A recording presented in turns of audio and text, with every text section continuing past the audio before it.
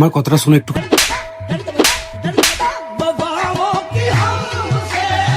এর পরের দিন থেকে নিজের মুখটা নিয়ে একদম আমার সামনে আসার চেষ্টা করবে না।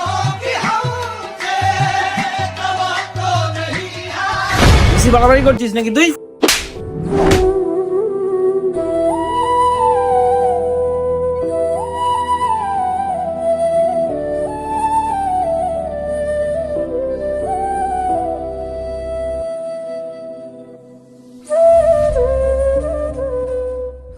আমি তোমাকে কখনো হারাতে চাই না। I am sorry. এরকম বলো না। আমি তোমাকে এত মারি, এত চিল্লাই তোমার ওপর, এত ঝগড়া করি, তুমি তারপরেও সবকিছু মুখ বুঝে সহ্য করো। কোন ছেলে এভাবে সহ্য করে বলো তো?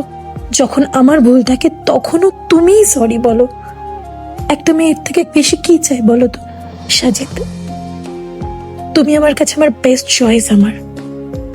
I love you.